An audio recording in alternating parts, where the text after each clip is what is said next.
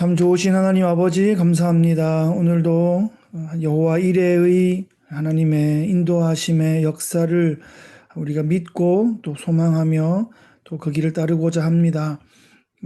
하나님의 이름의 명예를 거시고 하나님의 그 이름의 그 능력을 선포하기를 원하시는 하나님, 우리 하나님의 백성으로서 하나님의 그 이름이 우리의 삶 가운데 또 우리의 공동체 가운데 이 시대 가운데 펼쳐지기를 간절히 소원하고 또 그 일에 기쁨으로 또 쓰임받으며 증인되는 저희들 되게 하여 주옵소서. 오늘도 주신 로마서의 말씀으로 우리가 또 깨달은 바 또 실천할 수 있게 인도해 주시고 성령으로 지혜와 계시의 정신을 허락하셔서 깨닫는 은혜 허락하여 주옵소서. 주께 이 시간 의탁드리며 예수님의 이름으로 기도하옵나이다. 아멘. 아멘. 감사합니다. 오늘은 로마서 1장 8절로 17절까지 말씀입니다. 로마서 1장 8절로 17절까지의 말씀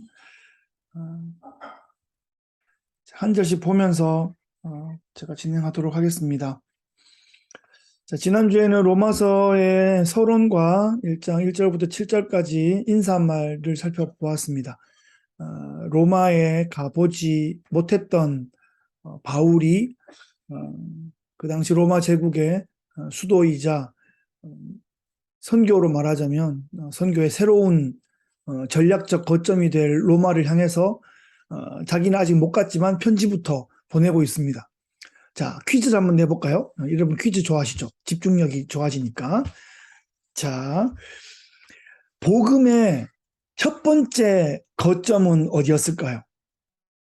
복음이 확 터져나가는 첫 번째 전략적 거점 도시는 예루살렘이었습니다. 그죠?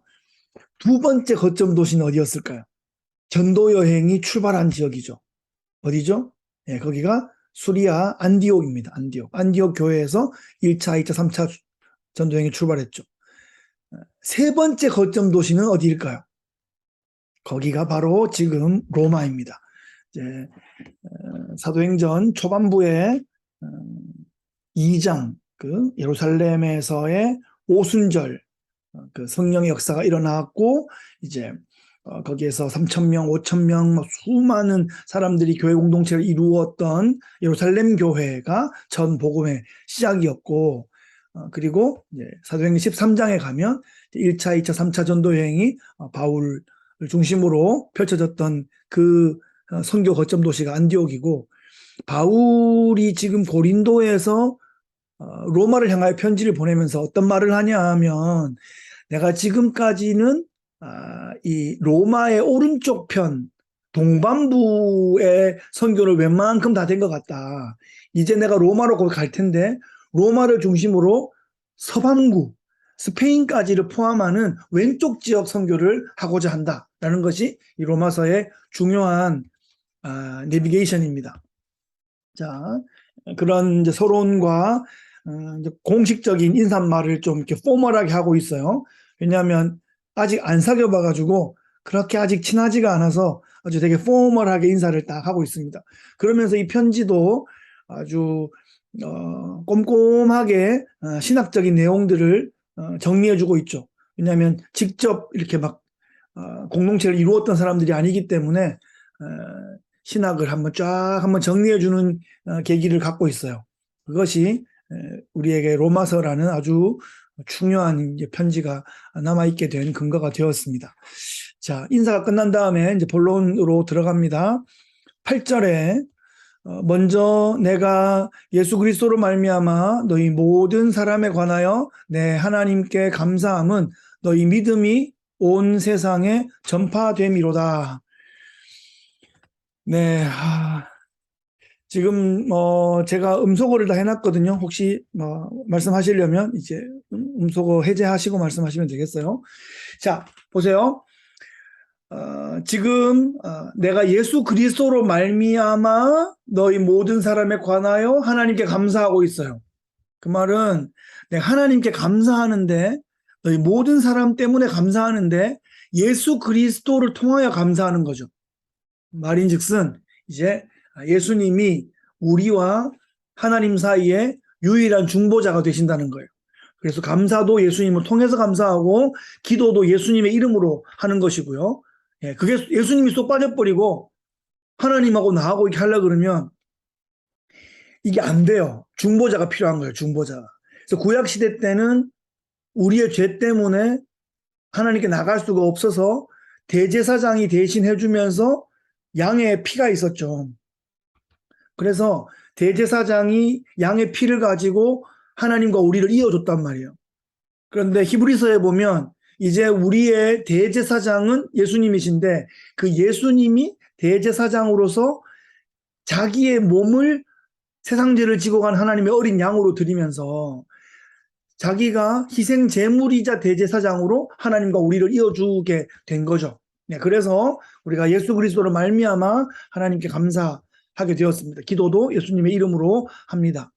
그러면서 그 감사의 제목이 뭐냐 하면 너희 믿음이 온 세상에 전파됨이로다. 로마에 있는 교회 공동체가 제가 몇 명쯤 된다 그랬죠? 한 3개에서 5개 정도의 가정교회가 있는 상태예요. 그러니까 구역 순모임이 한 3개, 5개 정도니까 몇십 명이 안 돼요. 그리고 한 곳에 모이지도 못하고 어느 구역장 집에 한 팀 모이고 어느 구역장 집에 한 팀 모이고 어느 구역장 집에 한 팀 모이는 게 로마 그때 당시에 공동체의 다였단 말이에요. 그런데 그 로마 교회 공동체의 믿음이 온 세상에 전파된대요. 그래서 그거를 바울이 고린도에서 듣고 감사의 편지를 보내고 있는 겁니다. 요런 식의 감사의 코멘트가 초반에 나오는 것이 데살로니가 전서가 그렇게 나오는데 데살로니가랑 지금 로마는 전혀 다른 세팅이에요. 데살로니가 교회는 바울이 직접 전도를 했던 지역이고 그러다가 막 핍박이 있어가 쫓겨났다가 그들의 믿음의 소식을 보고 감사하는 건데 로마는 아직 가보지 못했는데 뭐 좋은 소식이 들려요. 그래서 감사하고 있어요. 그것은 이 로마라는 이 지역의 특성이 있는 것 같아요. 모든 길은 로마로 통하니까 로마가 제국의 교통의 중심지고 또 모든 인적 교류의 중심지이고 그죠? 모든 정보가 움직이는 곳이고 그렇기 때문에 로마에 있는 소식은 로마로 연결되는 모든 길이 있는 곳으로는 다 로마의 소식이 전해질 거 아니에요. 그래서 로마에 있는 믿음의 식구들의 소식을 잘 듣게 되어서 이제 감흥이 일어나는 이런 상태입니다. 이 말 자체가 로마가 선교적 거점 도시가 되어야 한다는 중요한 선교 전략적인 그런 포인트도 주는 것 같습니다. 9절 이어서 내가 그의 아들의 복음 안에서 내 심령으로 섬기는 하나님이 나의 증인이 되시거니와 하나님 내 증인이시래요. 뭐의 증인요? 항상 내 기도에 쉬지 않고 너희를 말하며 바울이 항상 기도하는데 바울이 누구를 위해 기도한다고요? 로마에 있는 교회 공동체를 위해서 기도하고 있단 말이에요. 그거는 하나님이 증인이 되신대요. 하나님 앞에서 떳떳하게 당당하게 내가 로마에 있는 교회 공동체를 위해서 기도하고 있다 하는 것을 지금 바울이 고백하고 있습니다. 거의 뭐 선언하고 있습니다. 그런데 이 로마에 있는 교회는 바울이 개척한 교회도 아니고 바울은 아직 로마에 가본 일도 없는데 바울이 이 로마에 있는 교회 성도들을 위해서 항상 쉬지 않고 기도한다는 사실입니다. 놀랍지 않습니까? 말하자면 내 교회도 아니고 내 뭐 아들이 있는 교회도 아니고 내 친척이 있는 교회도 아니고 나랑 뭐 연관된 게 없는데 바울이 그 로마에 있는 교회의 중요성, 또 하나님 나라를 위한 중요성, 그리고 앞으로 자신의 사역에 동역하게 될 그 중요성을 가지고서 매일 항상 중보하며 기도하고 있다라는 것이 이 바울의 아주 중요한 이런 사역적인 모습이면서 또 신앙적인 모습이다. 우리 본받을 모습이라고 생각합니다. 그래서 우리는 이 부분을 보면서 이렇게 생각할 수 있어요. 나는 어디까지 기도하고 있는가? 나의 기도의 바운더리는 어디까지인가? 나의 기도의 습관은 또 어떤가? 나는 나와 직접 연관이 없지만 하나님 나라를 위해서 소중한 그런 선교지나 그런 공동체를 위해서 기도하는 곳이 있는가? 이런 것을 한번 물어볼 수 있을 것 같습니다. 바울은 지금 이 로마의 중요성 때문에 항상 쉬지 않고 기도하고 있다. 이렇게 고백하고 있어요. 10절에 어떻게 하든지 이제 하나님의 뜻 안에서 너희에게로 나아갈 좋은 길 얻기를 구하노라. 자, 바울이 기도하는 간절한 기도의 제목은 로마에 꼭 가고자 하는 거예요. 너희에게로 나갈 좋은 길 얻기를 구하고 있어요. 로마에 가보셨습니까, 여러분? 바울은 로마에 가고 싶었어요. 로마에 즐기러 가려고 하는 게 아니라 로마에 있는 기독교 공동체를 만나고자 했습니다. 가용한 모든 방법을 알아보고 또 찾아보고 확인해보고 시도해보고 어떻게 하든지 로마로 꼭 갈 수 있는 좋은 길을 얻기 위해서 기도도 하고 노력도 하고 있는 상황입니다. 열심히 로마로 가고 싶다는 생각만 하고 있는 게 아니라 열심히 알아보고 있어요. 열심히 출하하고 있습니다. 이렇게 두드리고 찾다 보면 또 찾는 자에게 길이 있습니다. 결국 바울은 로마로 갑니다. 그죠? 좋은 길 얻기를 구했는데 아주 좀 스페셜한 길이 열렸어요. 죄인이 되어가지고 황제에게 상소해가지고 황제의 그 군인들의 호위를 받으면서 그죠? 잡혀가는 거지만 생각하면 호위라고 생각할 수도 있잖아요. 딴 놈들이 못 건드리게 막아주니까 호위인 거죠. 사실은 그런 방식으로 로마에 가지 않고 자기가 원하는 대로 혼자 룰루랄라 갔으면은 딱 지금 암살당할 위기였거든요. 바울이 석방되기만 하면은 바울을 죽이려고 자객들이 쫙 숨어 있는 상황에서 가이사랴 감옥에 잡혀 있는데 바울이 황제에게 상소를 나 로마 시민이요 하면서 상소를 하는 거예요. 그랬더니 이제 바로 로마의 군인들한테 잡혀가지고 그대로 호위받으면서 로마로 국비로 이렇게 옮겨지게 된 것입니다. 그래서 내가 원하고 기대했던 예상했던 방식은 아니었을지 몰라도 하나님의 그 나라의 그 역사 가운데서 가장 안전하고 하나님께서 주신 그 특별한 그런 방식으로 로마에 가게 되었습니다. 네. 이유가 있습니다. 11절에 내가 너희 보기를 간절히 원하는 것은 어떤 신령한 은사를 너희에게 나누어 주어 너희를 견고하게 하려 함이다. 이렇게 말하고 있어요. 바울이 간절히 로마에 가고 싶어 하는 이유는 어떤 신령한 은사를 나누어 주어서 너희를 견고하게 하려 합니다. 목적은 뭐라고요? 로마에 있는 교회 공동체를 단단하게 만들어주기 위해서 가고 싶은 거예요. 바울이 가면 그들에게 어떻게 잘 그들과 함께 좋은 시간을 보내서 그들로 하여금 복음에 더욱 견고하게 세우고자 했던 겁니다. 자, 여기서 조금 해석해야 될 부분이 하나 보이죠? 어떤 신령한 은사를 너에게 나눠준다. 이 말이 마치 무슨 신비주의적인 임파워먼트를 하는 거 그런 건 아닙니다. 표현이 한글로 신령한 은사 이렇게 써 있으니까 산신령이 나와가지고 오호 하면서 오호 하면서 특별한 쿵딱 하는 이런 게 나온가 싶은데 그런 거 아니고 여기서 말하는 신령한 은사는 이제 성령의 은사를 말하는 거죠. 성령의 은사는 사랑과 희락과 평과 오래 참음 자비 양선 충성 온유 절제 이런 성령의 이런 은사들 이것이고 바울이 나누어 준다고 하는데 바울이 자기 걸 나눠주는 거 아니에요.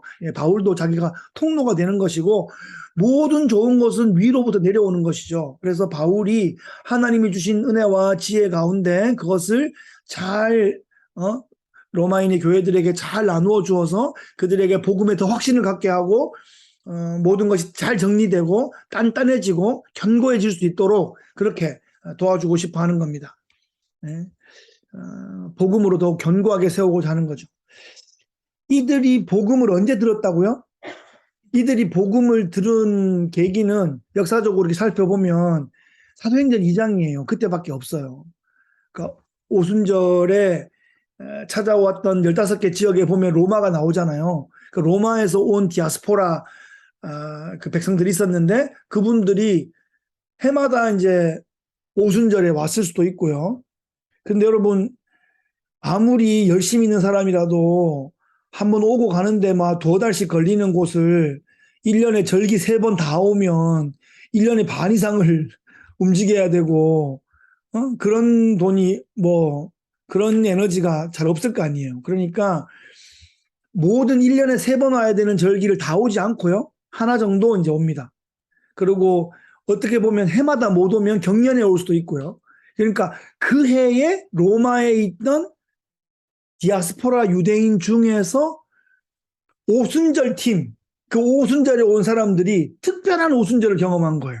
그해 오순절에 오니까 완전 뭐 120명이 막 불덩어리가 돼가지고 길로 쏟아져 나와가지고 막 베드로가 막 복음을 전하는데 막 요엘의 이야기, 다윗의 이야기, 구약에 있는 이야기들 쫙 해가지고 그 십자가에 달린 그분을 우리가 못 박여 죽였다고, 근데 그분이 부활하셨다고 막 하나님 나라를 막 증거하니까 이 사람들이 막 회개 운동이 일어나는데, 예, 형제야 우리가 어찌할꼬 하다가 3천 명이 막 회개하는 일이 벌어졌다고요.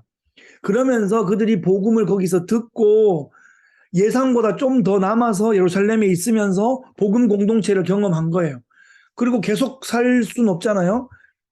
그러다가 이제 예상보다 좀 익스텐션 됐지만 다시 로마로 돌아가서 이번에 오순절에 있었던 얘기도 간증하고 이런 공동체를 세웠다 그러고 그러면서 이제 복음을 나누기 시작했죠. 이때만 해도 여러분 유대인들은 회당 중심으로 모이는 유대교 공동체인데 이분들이 예루살렘에 왔다가 예수님 얘기를 들은 다음에 좀 특별한 일이 생기기 시작했죠. 그래서 유대교 안에서 예수 공동체가 생기기 시작한 거예요. 초기에는 이게 분리가 잘 안 될지 몰라요. 유대인 디아스포라 중에서 예수 믿는 사람들이 막 생기기 시작하니까 로마에서 볼 때도 유대교 그러면 다 유대교인 줄 알았는데 그 중에 나사렛 예수를 따르는 사람들 무리가 막 생기기 시작하죠. 이게 이제 초기에 있었던 일들이에요. 네, 그래가지고 그 초기의 사람들이 이제 복음을 듣고 성령 체험도 하고 그랬는데 아직 계속 가르쳐 주는 사람이 없는 거죠. 사도도 없고 지금 목회자도 없고 교사도 없으니까 자기들끼리 하는데 이제 한계가 있는 거예요. 그래서 양육과 성숙의 과정이 필요하기 때문에 바울이 직접 만나서 복음을 차근히 좀 알려주고 그렇게 하고 싶은 거죠. 그런데 언제 갈지 모르잖아요. 그리고 예루살렘에 지금 가면 위험하거든요. 예루살렘에 가면 잡힐 수 있다 하는 지금 그런 정보들이 있고 그런 첩보가 있고 심지어 선지자가 그런 예언도 했어요. 가면 잡힐 거다. 그렇기 때문에 예루살렘에 갔다가 잡히면 로마에 못 가잖아요. 그래서 직접 가고 싶은데 언제가 될지 모르겠으니까 일단 편지를 깊이 있게 쓰고 있는 거예요. 그래서 미리 예습 편지로 보내주고 나중에 로마에 가면 내가 전에 편지에 일렀거니와 그러면서 짚어줄 수 있겠죠. 그래서 로마서가 이렇게 길게 복음의 전반을 다룰 수 있게 된 겁니다. 자, 12절에 그래서 이는 곧 내가 너희 가운데서 너희와 나의 믿음으로 말미암아 피차 안위함을 얻으려 함이라. 자, 너희와 나의 믿음으로 말미암아.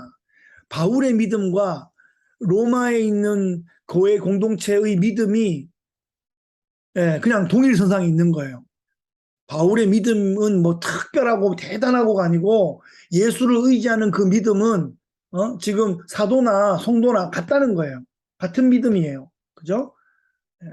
그 믿음으로 말미암아서 피차간의 안위함을 얻는데요.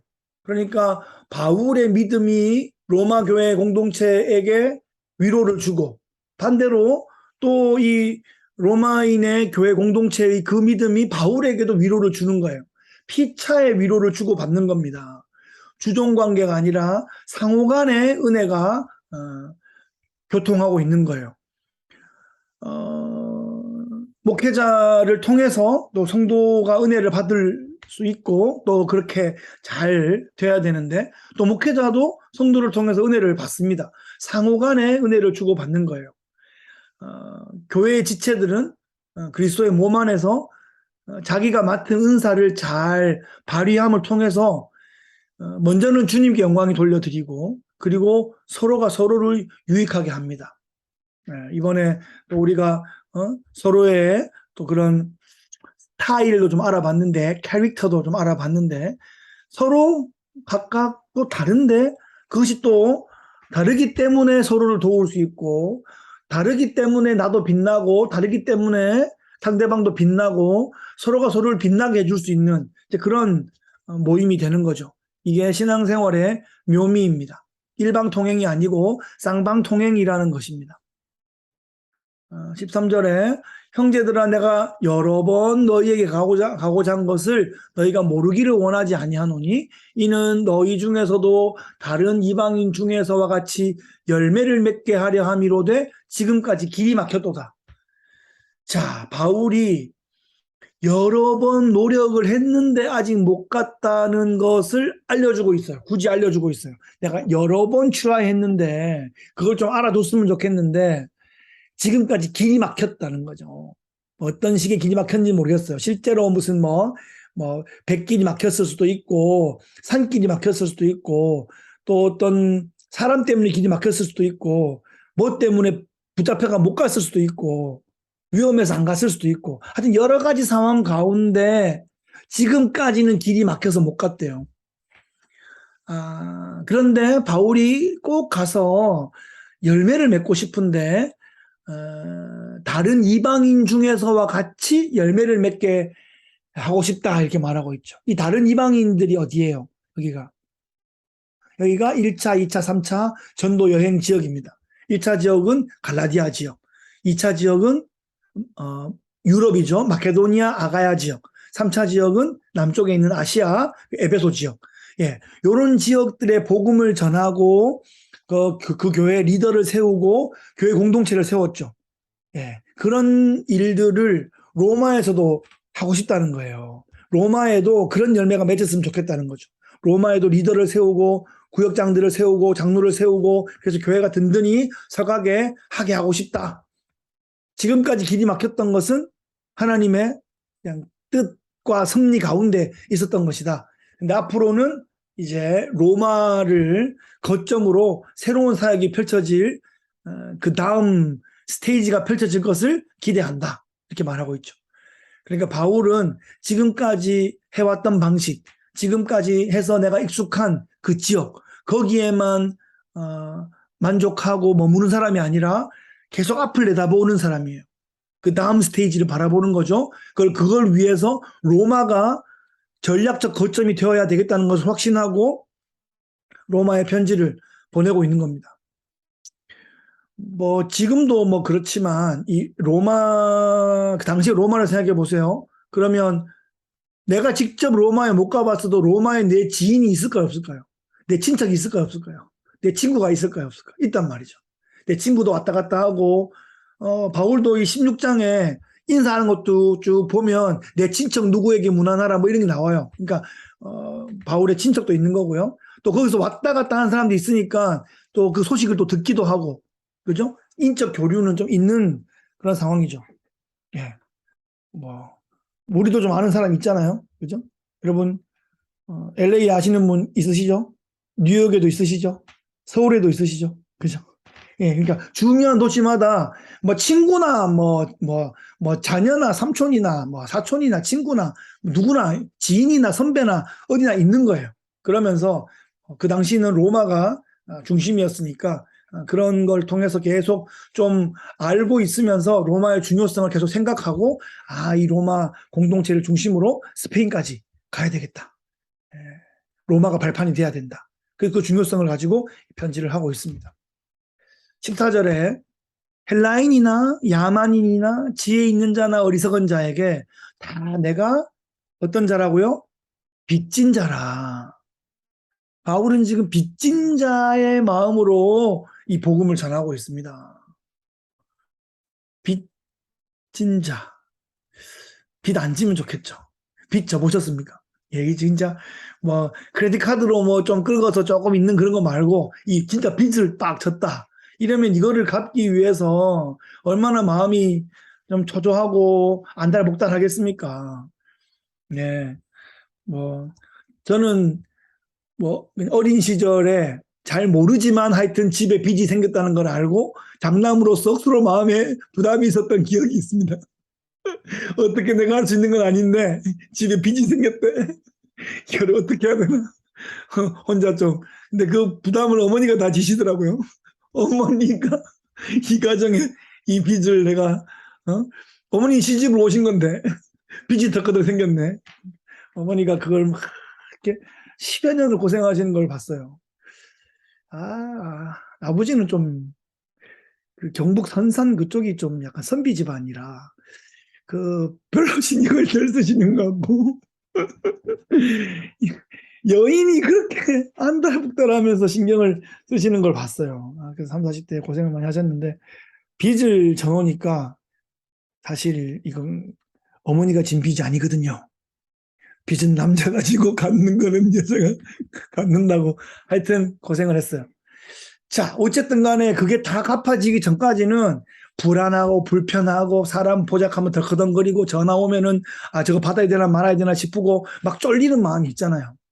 근데 바울은 지금 자기가 은혜를 받아서 또 사역의 부르심을 받아서 이게 웬 은혜인가? 안 그러면 내가 교회를 다 파멸하고 믿는 사람 스테반처럼 다 죽이고 지옥에 아주 제1번으로 들어갈 멸망할 괴수가 지가 됐을 텐데 거기서 건져 주셔가지고 이 영광스러운 일을 맡겨주셨으니 옛날에 내 다 마이너스 통장 했던 거 지금 다 갚으려고 하는 거예요. 스테반 죽인 그 목까지 갚으려고 하는 것이고 다메섹 가는 길에 막 그 전에 예루살렘에서 이렇게 믿는 사람들 막 고문하고 막 그렇게 했던 거를 지금 갚으려고 하는 거예요. 빚 갚으려고. 그렇게 갚으려고 하니까 뭐든지 해야 되는 거예요. 그러니까 내가 딱 골라가지고 교양 있고 세련되고 괜찮은 사람 하는 게 아니라 헬라인이나 심지어 야만인, 바바리안, 야만인, 지혜 있는 자뿐 아니라 말 안 통하는 어리석은 사람들, 이 모든 부류의 사람들에게 내가 다 빚이 있는 것 같이 나에게 주시는 모든 기회 안에 모든 사람들을 만나서 모든 계층의 사람에게 다 복음을 전하겠다 하는 그 마음을 가지고 있고 그래서 로마에 있는 너희에게도 내가 복음을 전하겠다 이렇게 말하고 있습니다. 빚진 자의 심정 한번 보시고요. 내가 지금 나의 이 상황에서 은혜의 빚이 있다면 이 빚을 갚으려면 난 또 어떤 노력을 하고 또 어떤 삶의 방향을 가지면 좋겠나 생각해 보시면 좋겠습니다. 그래서 15절에 그러므로 나는 할 수 있는 대로 로마에 있는 너희에게도 복음 전하기를 원하노라. 내가 빚진 자니까 너희한테도 빚졌다. 그러면 로마의 교회 사람들은 우리한테 무슨 빚을 져요? 그냥 내가 내 마음으로 빚졌다고 내가 갚고 싶다고 하고 바울은 지금 가려고 하는 겁니다. 앞으로 꼭 로마에 가서 복음을 전해서 견고한 교회로 세워서 스페인 선교에 동역하는 그런 선교적 교회로 세우기를 간절히 원하는 그런 마음이 있습니다. 지금 로마에 있는 교회 성도들은 이미 한번 복음을 들은 상태이지만 어찌 보면 유아기 아주 초등기 엘레멘터리 스테이지에 있을 수 있거든요. 이걸 좀 더 키워서 좀 더 성장기를 지나고 좀 더 청년기로 좀 키우고자 하는 겁니다. 그래야 이 생명을 막 낳고 막 이렇게 일을 하고 사역이 일어나는 이런 스테이지가 될 수 있으니까요. 네, 그래서 바울은 그 일이 꼭 필요하다는 것을 인식하고 있고 그 일을 본인이 기꺼이 섬기고자 합니다. 우리도 그렇습니다.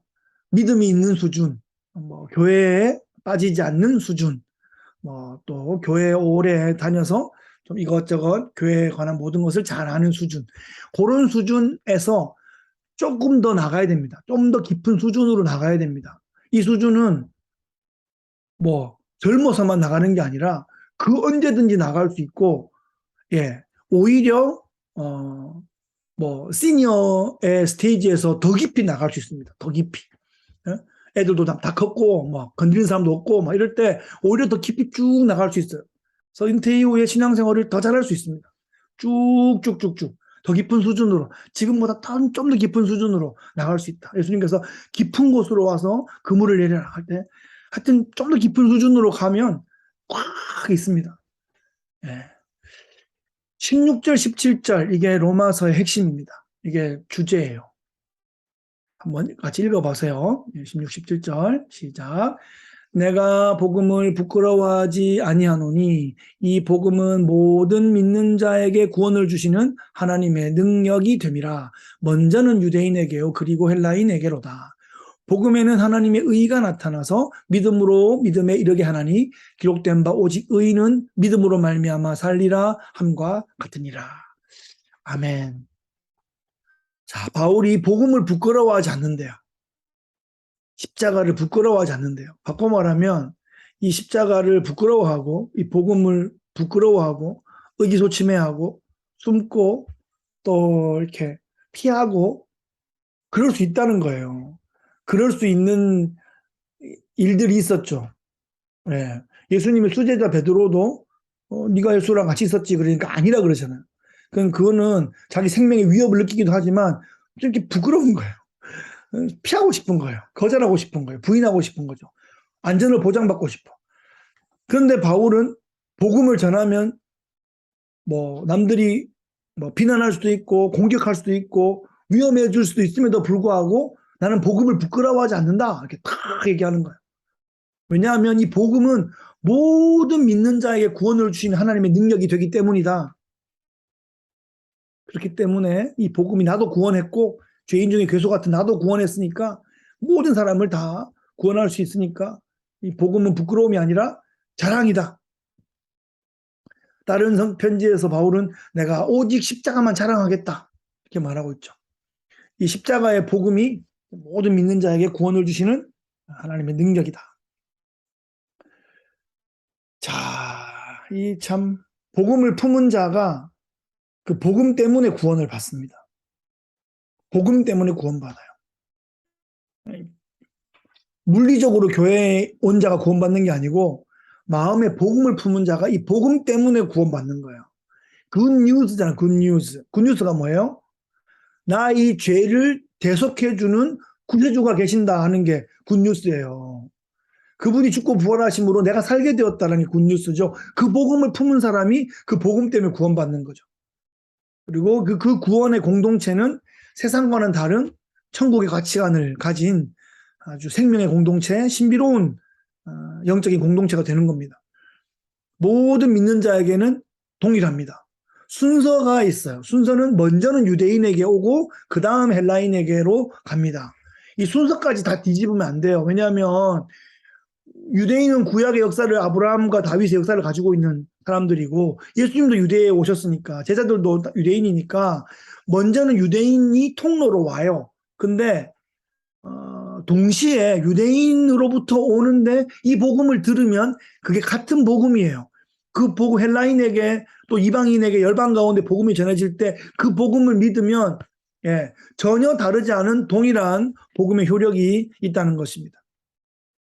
부끄러워하지 않고 당당하게 복음을 증거할 때 복음이 모든 민족 가운데 능력으로 역사할 수 있습니다. 이 복음이 우리에게도 해당이 된 거죠. 우리 민족에게도 이것이 해당이 된 것입니다. 네.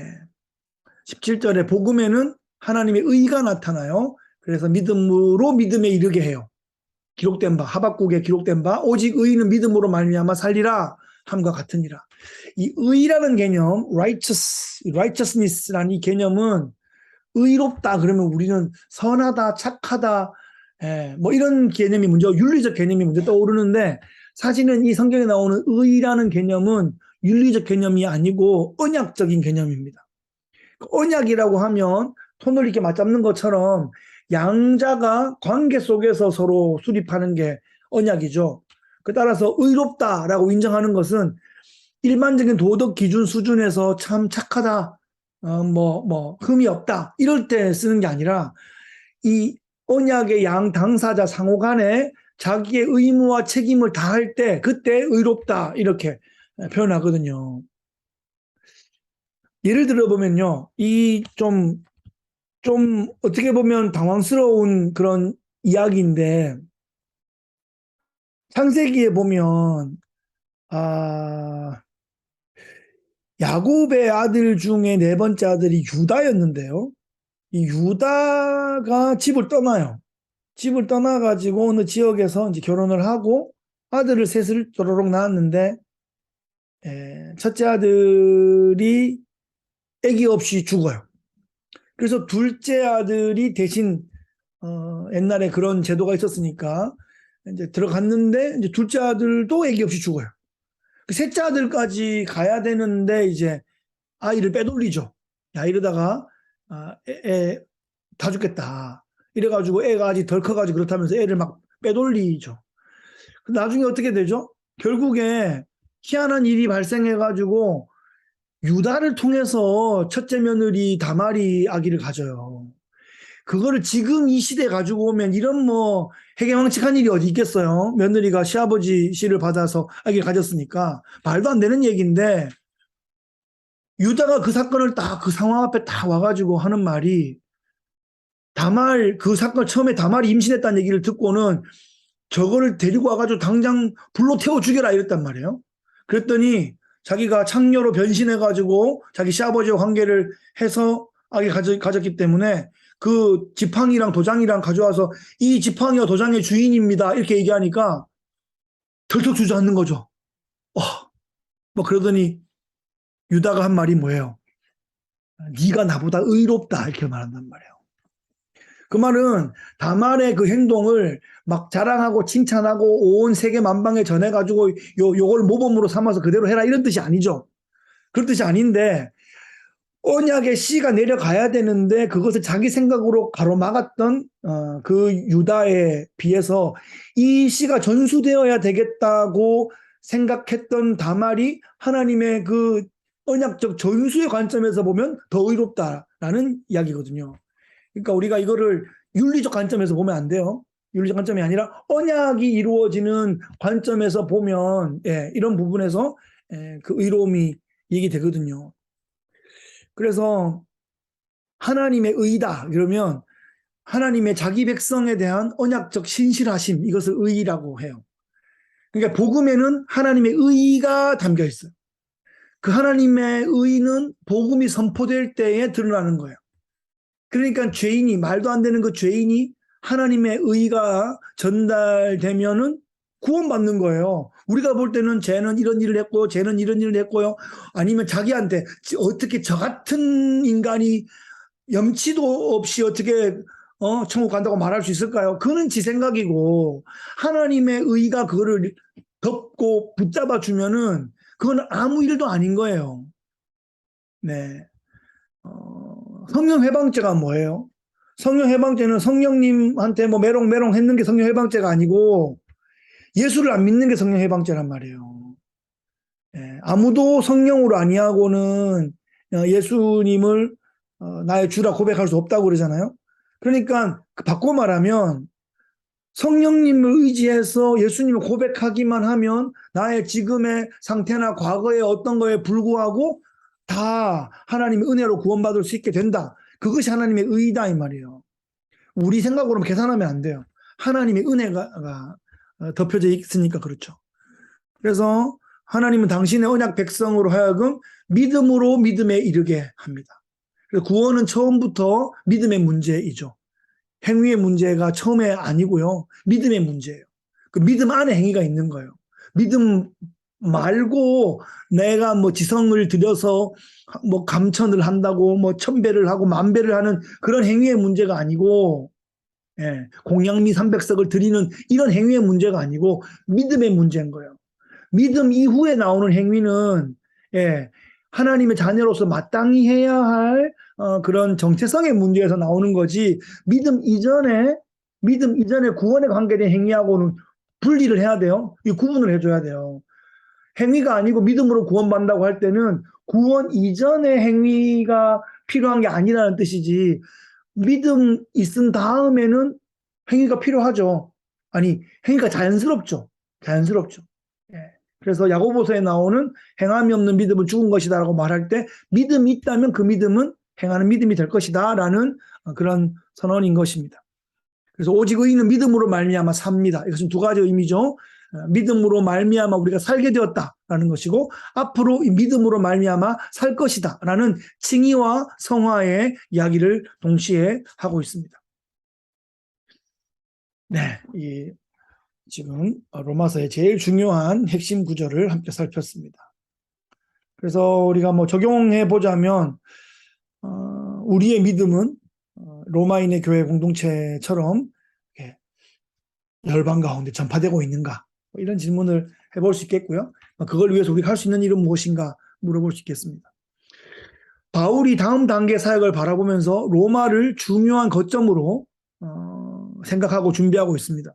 또 우리의 다음 사역을 위해서는 우리는 어떤 준비를 좀 하면 좋을까? 뭐 이런 생각을 해볼 수 있겠고요. 또 하나 질문해보자면 나는 기회가 되는 대로 빚진 자의 마음으로 복음을 전하고 있는가? 나의 일상생활 가운데 복음을 접촉하게 할 수 있는 일이 어떤 길들이 있을까라는 것을 찾아볼 수 있겠습니다.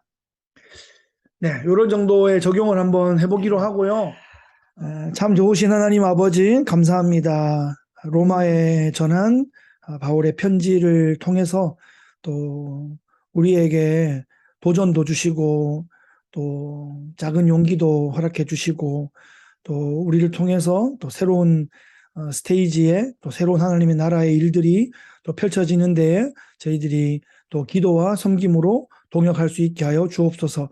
하나님은 지금도 일하고 계시고 하나님은 우리를 통하여서도 또 작은 일들을 행하고 계심을 믿습니다. 우리가 기도하는 곳마다 또 우리의 손길이 우리의 발길이 닿는 곳마다마다 하나님의 은혜가 임하고 복음이 증거될 수 있게 역사하여 주시옵소서. 오늘도 함께 하신 주님 감사드리고 다시 만날 때까지 강건함으로 동행하여 주옵소서. 예수 그리스도의 귀하신 이름으로 기도하옵나이다. 아멘. 감사합니다. 감사합니다. 고맙습니다. 좋은 밤 되세요. 할렐루야. 네. 네.